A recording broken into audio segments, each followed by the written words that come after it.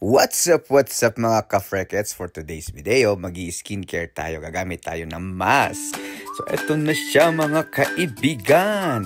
So, mga ka-freckets, ayan, linalagay ko na sa mukha ko. Pero parang, kung papansin niyo, parang hindi lumalapat sa mukha ko. Pansin niyo ba? Dahil yan, mapapansin ko rin yan maya-maya. Pansin niyo, di ba? Ayan, nakakapako na siya mga ka-freckets. Ayan, so ayan, mali nga. Kailangan baklasin yung both sides niya para lumapat sa ating mukha. Ayan. Wow. Nailapat na din sa mukha ko. Stretch muna natin mga ka-freckets. Parang may shondomay sa mukha. Ano ba yan mga ka-freckets? Tignan nyo naman yan. O, diba? So yan, minamasahe-masahe lang natin yan para bawas stress. Bawasan natin ang stress natin kahit nasa 45 years old na tayo. Ano naman, kailangan alagaan ng skin natin. Huwag tayo magpapatalo sa stress. Diba?